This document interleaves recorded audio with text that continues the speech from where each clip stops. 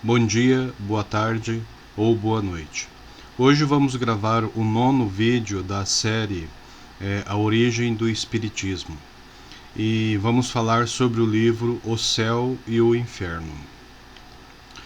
Voltando à questão de livros em PDF, livros protegidos que estão disponíveis na internet, não tem lá no site da Federação Espírita Brasileira uma versão corrigida de acordo com a nova ortografia do Guilom Ribeiro. O que tem lá é a do Manuel Quintão. Eu não sei o motivo, talvez seja em função de alguma homenagem comemorativa. Nas gravações anteriores foi falado vários assuntos, desde o espiritismo na antiguidade, o professor Rivail até adotar o nome de Allan Kardec, o que aconteceu na França após Allan Kardec, alguns pioneiros do Brasil no espiritismo, não todos. Depois foi falado sobre o livro dos espíritos no vídeo 5 e o livro dos espíritos novamente no vídeo 6. O livro dos espíritos, ele foi o primeiro e ele aborda a questão filosófica.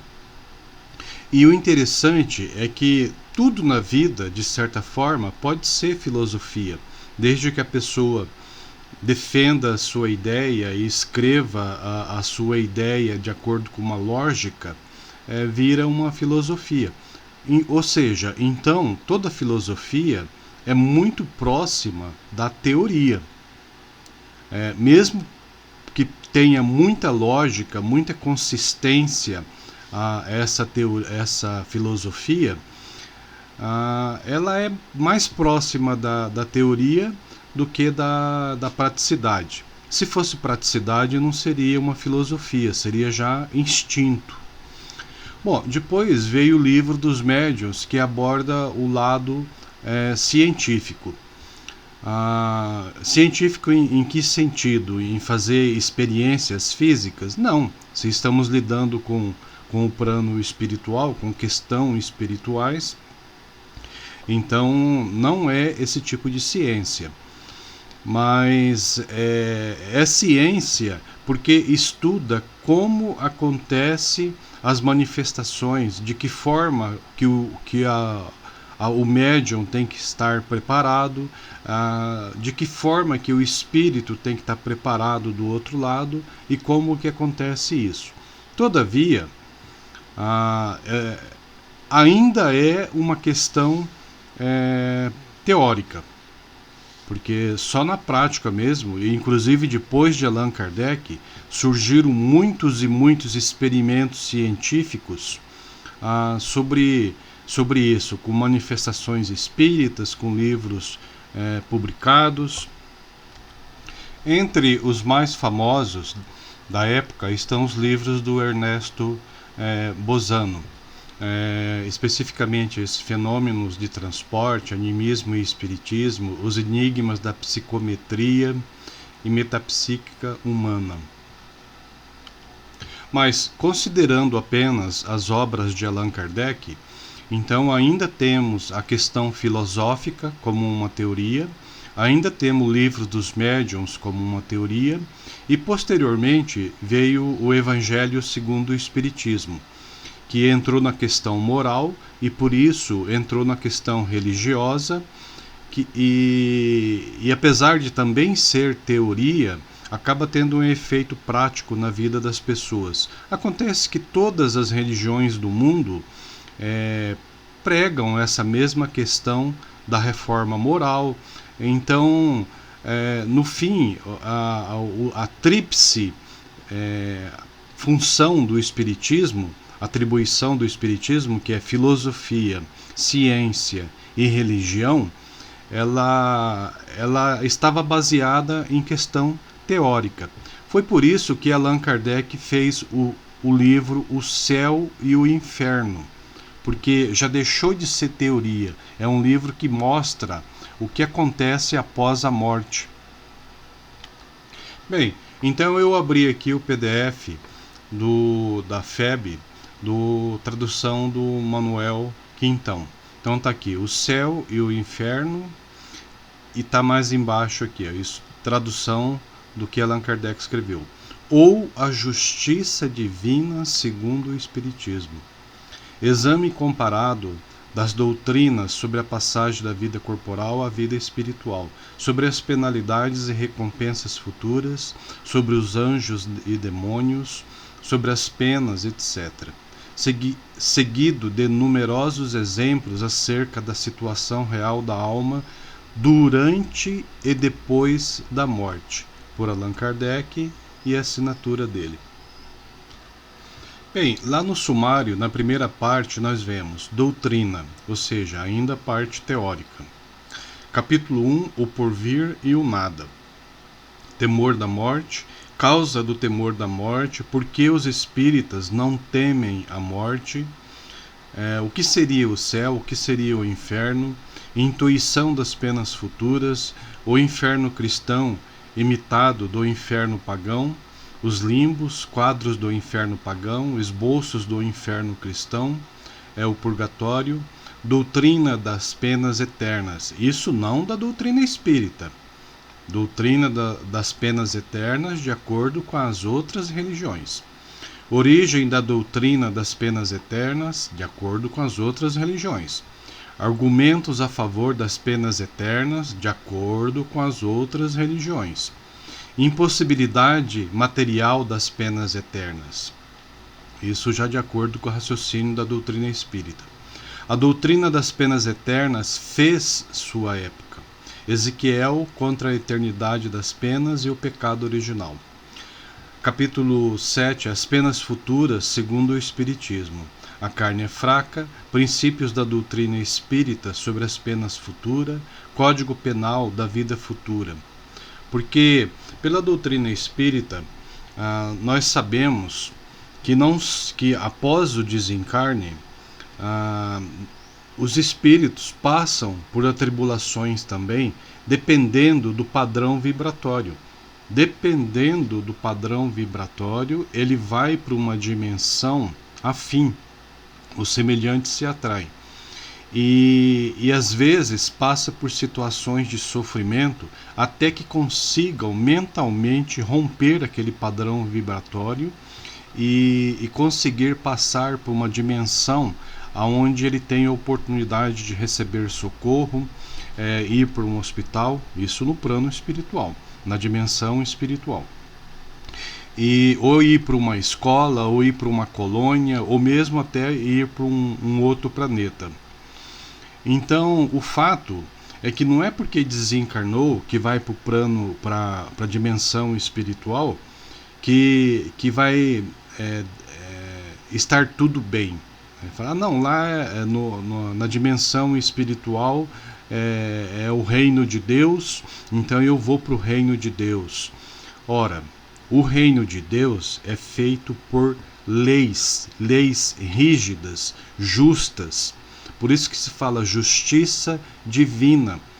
Então, quando o espírito desencarna e vai para essa dimensão espiritual, ele não vai receber aquilo que não plantou. Ele não vai receber aquilo que ele não tem ainda condição de receber.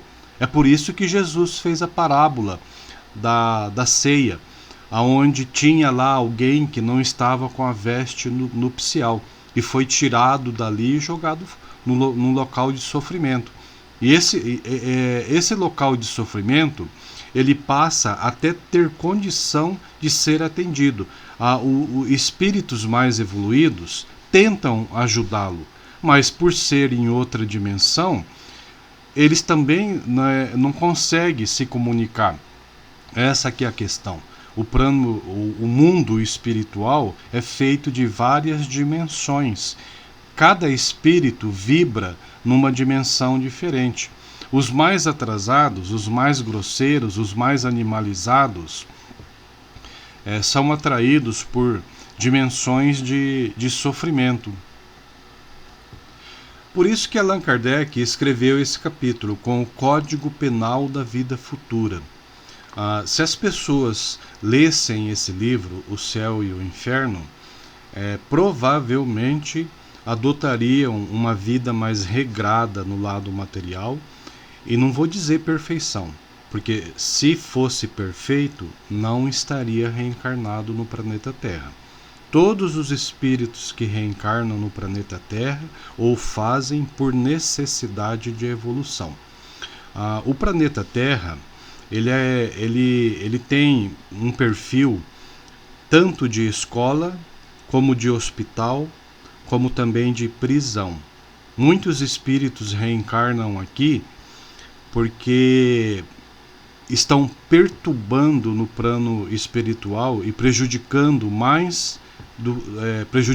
os outros mais no plano espiritual do que reencarnado. Porque a verdade é que o corpo limita o espírito, o corpo prende o espírito, e assim ele não consegue fazer tudo o que quer, tudo que poderia no plano espiritual se tivesse uma certa liberdade. Mas também não é só prisão, é também um hospital e é também uma escola.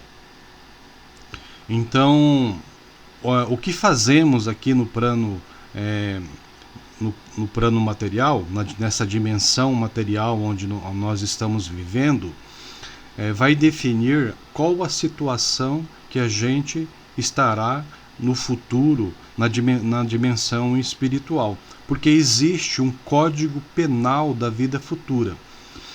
As pessoas pensam assim, que depois da morte vai haver um julgamento. Não, o julgamento é sumário, é automático.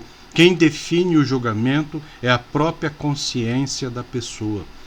Desencarnou, já entra automaticamente nesse julgamento, que é automático, de acordo com esse código, de acordo com a lei de Deus. Então não é que Deus não esteja querendo o bem daquela pessoa. Deus quer o bem. Deus quer a salvação de todos. Mas Deus fez a lei de tal forma que cada um tem o mérito pelas suas boas escolhas.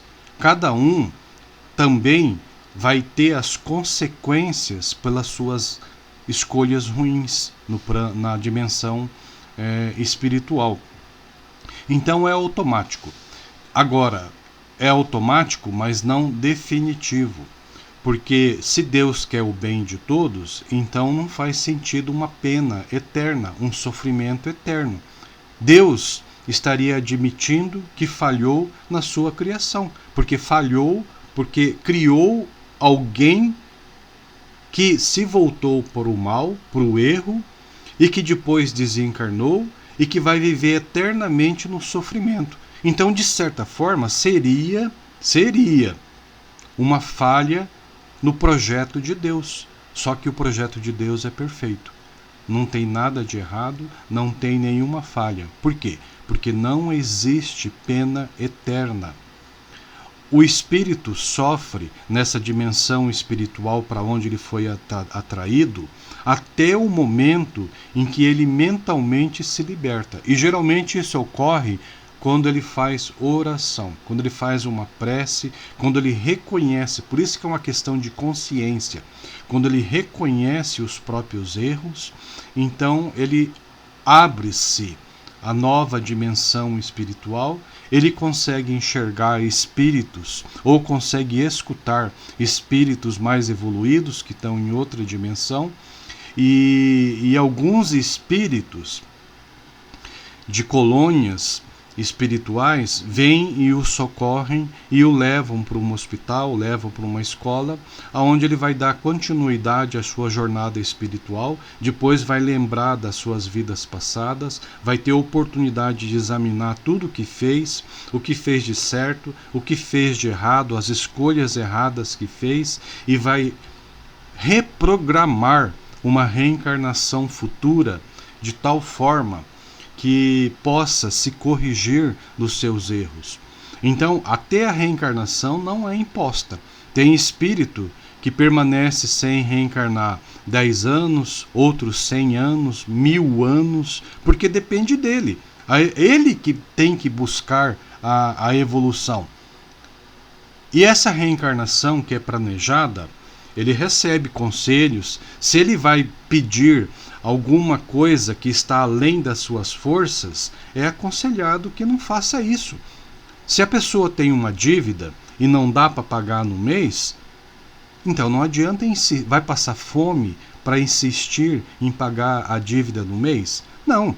Ele se programa para pagar então em 3 meses, em 4, em 1 ano, ou seja, em 12 reencarnações, até que ele esteja depurado das suas imperfeições e tenha adquirido virtudes e também conhecimento intelectual, evolução intelectual.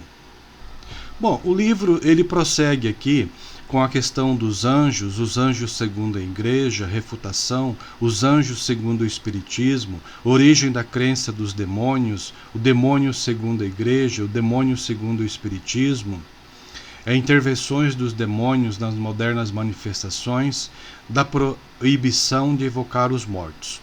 E aí vem a segunda parte, o passamento, ou seja, a morte. Bom, até nesse ponto da primeira parte era teoria, também era teoria. A partir desse momento, o céu e o inferno ele começa a mostrar várias mensagens que Allan Kardec recebeu na época dos mais diferentes países da Europa e do mundo, com relatos de espíritos que desencarnaram, espíritos conhecidos pela sociedade, seja pela ciência, pela filosofia, pelos mais variados campos da ação intelectual, da ação moral. E Allan Kardec, essas mensagens comprovavam a sobrevivência do espírito após a morte. Aí é que está a importância do livro Céu e Inferno.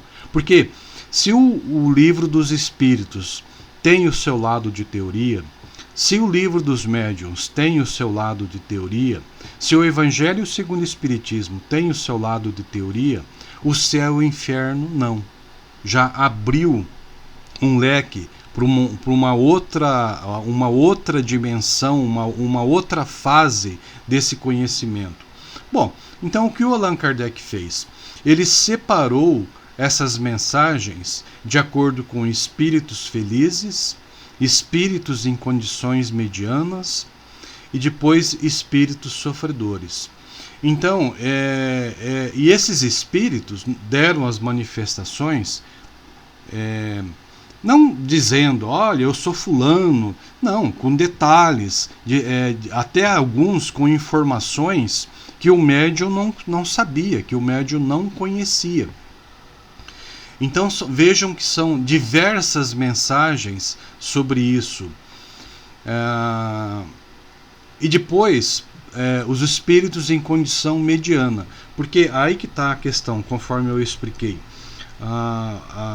As dimensões espirituais, o espírito desencarna e não vai adquirir sabedoria e virtude só porque desencarnou. Então tem espíritos que não estão sofrendo, mas nem por isso ele tem evolução moral para dar uma mensagem com um cunho moral distinto, específico, objetivo, ou um conhecimento, uma evolução intelectual para dar uma mensagem com uma teoria sobre alguma coisa específica ou algum comentário sobre a vida espiritual. Não, geralmente falam esses espíritos em condições medianas sobre coisas do dia a dia. Por fim, vêm os espíritos sofredores. Espíritos, alguns aqui, diz aqui, o príncipe Ourão, alguns que na face da terra eram considerados pessoas de autoestima, só que no lado material é uma coisa, no lado, na dimensão espiritual é outra. Lá não vale questão de hereditariedade, de se é sangue azul ou sangue vermelho, se é rico ou pobre. Lá vale as virtudes, o que tem realmente em seu coração, o que tem de conhecimento em sua mente. Isso define a riqueza do plano da vida na dimensão espiritual. Então esses espíritos trazem relatos do que aconteceu com eles após a morte, o quanto que eles sofreram. E depois vem aqui os suicidas, porque é uma questão muito interessante, porque todos sofremos consequência pelas nossas escolhas e pelo que fazemos. Muitas das coisas que fazemos prejudicam a nós mesmos. Então, nós já estamos passando pelo sofrimento disso. Mas tem coisas que nós fazemos que prejudicam a outras pessoas. Então, isso é dívida. Isso é compromisso que vai ter que ser resgatado, que vai ter que ser pago em reencarnações futuras. Não em proporção igual. Tipo assim, alguém mata, fulano mata Beltrano. E aí então no futuro, fulano vai ter que ser morto também. Não necessariamente isso, porque a justiça de Deus existe. A questão não é olho por olho, dente por dente. A questão é que o espírito tenha consciência, tenha conhecimento, tenha o sentimento de que fez algo errado e que realmente se arrependeu e se corrigiu. Então, se a dívida era 100, não precisa pagar 100, ou seja, olho por olho. A dívida, pela misericórdia de Deus, às vezes é pago só com 10, porque é uma questão de provar que realmente superou aquela fase. Mas o fato é que tudo que faz as outras pessoas tem maior consequência. Agora, o suicídio, apesar de ser feito a si mesmo, é uma grave ação, porque viola a vontade de Deus. Então é um atentado não contra a pessoa apenas, mas é um atentado contra Deus, é uma revolta definitiva no lado material contra Deus. Então o suicídio tem muitas consequências no plano espiritual. E geralmente o espírito revive aquele momento, porque ele está preso mentalmente àquilo. Ele achava que iria se matar e que iria resolver os seus problemas. E não resolveu, continua vivo, e aí aquilo vira um disco furado, repetindo sempre a mesma cena, o mesmo acontecimento. Então aqui tem relatos de vários suicídios e depoimentos de vários suicidas, e o interessante é que não existe um padrão igual. Cada suicida recebe uma pena diferente no plano espiritual, porque muitas pessoas são induzidas ao suicídio. Elas são levadas ao suicídio. Então aquelas pessoas que fizeram essa indução, que as levaram ao suicídio, no fim, responderão por aquilo também. Bom, depois tem aqui no capítulo 6, criminosos arrependidos. Então veja, aquilo que eu disse, ele cometeu o crime. Ele não vai ficar eternamente condenado por causa disso, mas também não vai receber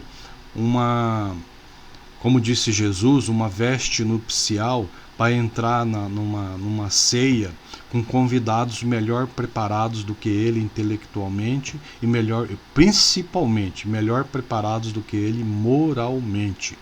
Então esse espírito ele vai ser auxiliado, vai ser feito um planejamento reencarnatório, até com questões máximas, tipo assim, defeitos físicos, doenças que poderá desenvolver ou não. Por que desenvolver ou não? Porque depende das escolhas também que o espírito fizer depois de encarnado. Então não existe essa questão de destino definido. O que existe é um planejamento. Agora o espírito pode não cumprir esse planejamento. mas a organização que foi feita em torno dele para que aquele destino entre aspas, para que aquele planejamento seja cumprido, vai estar em curso.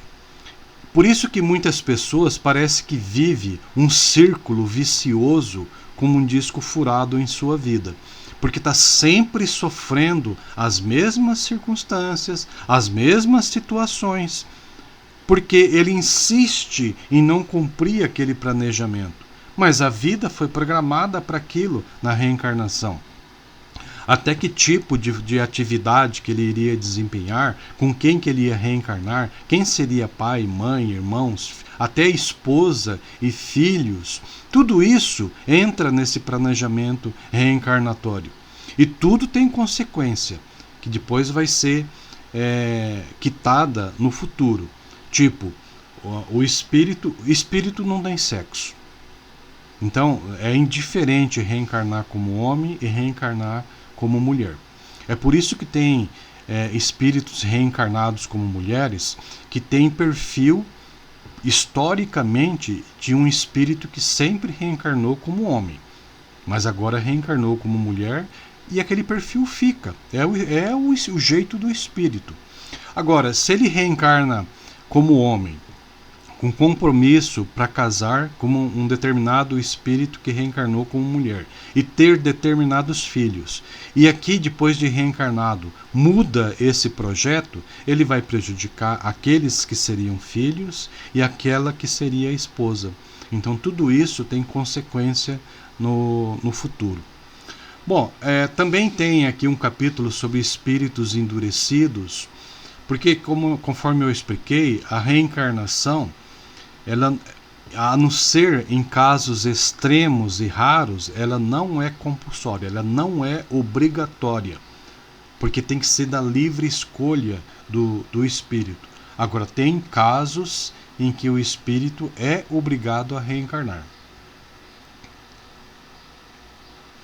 E aqui depois ele continua, expiações terrestres, e assim vai. Dentro do movimento espírita recente, tem vários livros que tratam também sobre isso. Por exemplo, nos livros do Chico Xavier, esse aqui, Somos Seis, que é um livro que retrata depoimentos de espíritos, de jovens que desencarnaram e que depois, através da mediunidade do Chico Xavier, deram depoimentos e com mensagens, com detalhes que só a mãe, só o pai, só os irmãos tinham conhecimento. Ou esse outro livro aqui, Filhos Voltando, mais ou menos a mesma situação. Depoimentos de mensagens, mães que foram até Uberaba e que tiveram depoimentos, mensagens sobre os filhos que por algum motivo desencarnaram. São vários depoimentos, também com detalhes que nem Chico Xavier ou algum outro médium próximo teriam conhecimento. Esse aqui é outro exemplo, é um livro de 1982, Venceram. Ou esse aqui, Correio do Além. Mas os livros que mais falam sobre a vida espiritual é a série do André Luiz, que começou com O Nosso Lar, depois Os Mensageiros, Missionários da Luz, Obreiros da Vida Eterna, No Mundo Maior, Agenda Cristã, Libertação, Entre a Terra e o Céu, Nos Domínios da Mediunidade, Ação e Reação, Mecanismos da Mediunidade, Sexo e Destino, e A Vida Continua. Mas agora, com a internet e com o YouTube, no mundo inteiro nós temos casos de declaração de vídeos, É só pesquisar no YouTube reencarnação e vamos ver vários casos de crianças relatando o que foram em outras vidas, dizendo o que aconteceu, de que forma que vieram a desencarnar. E tem vídeos no YouTube com casos em que a criança relatou porque já que ela reencarnou há menos tempo, ela tem mais facilidade para se lembrar das vidas passadas. Então ela relata onde que vivia, em alguns casos, até característica de pai, de mãe,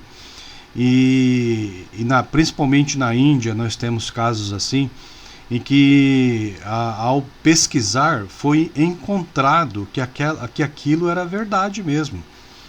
Os relatos da criança eram verdades. Então tudo isso já deixa de ser teoria, já passa da ciência, já é comprovação mesmo. Então a tendência é que no futuro a reencarnação seja melhor compreendida, melhor aceita, e a partir disso, se as pessoas entenderem que estão reencarnando em função de erros que cometeram em vidas passadas, ou da necessidade de aprender alguma coisa nessa reencarnação, ou de desenvolver alguma virtude, vai levar isso mais a sério e vai ter mais respeito pelo com o seu próximo, e assim teremos uma humanidade melhor para o futuro. Deus nos abençoe e fiquem em paz.